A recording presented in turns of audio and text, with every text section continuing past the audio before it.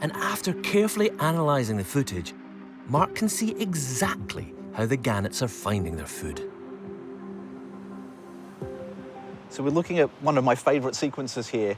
It's one where all of a sudden we start seeing common dolphins up at the surface, and within seconds the gannets are going straight towards those dolphins and diving. It's really exciting to see them, and I never thought we'd get footage that was of a resolution that we could identify the species. And they're quite clearly common dolphins. Underwater, the camera's inbuilt microphone has even recorded their calls.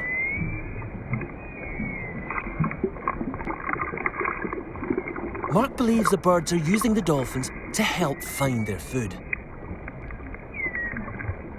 And he's found evidence that they're following other marine animals too.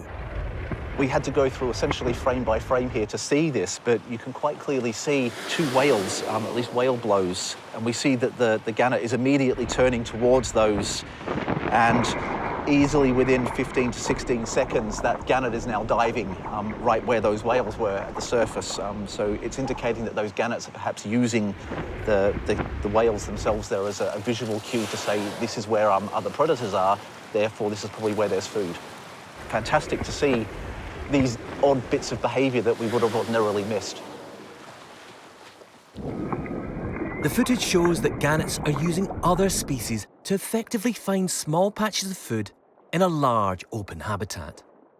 And this has big implications for how we conserve them. If we want to preserve gannets, we need to preserve the visual cues that they're using, which means protecting our dolphin populations. It means protecting our whale populations.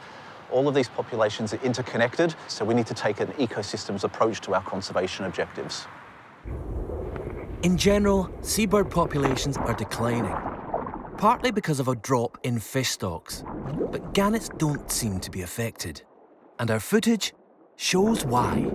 So there's this wonderful sequence where we can see just out on the horizon a fishing vessel, and the gannet pretty much instantly starts to orient towards and fly towards that fishing vessel. Must be at least 100 other gannets around the fishing vessel here, which might indicate that gannets have learnt to use fishing vessels as a foraging cue or as a cue that there is food to be had here. Importantly, there are very few other seabird species capitalising on this free meal. There's almost exclusively gannets around here, and they're quite an aggressive species, so they're managing to successfully outcompete other seabirds for that fisheries resource. By exploiting fishing vessels, they get access to a steady supply of food, even when their prey is in decline. The onboard cameras have been a success.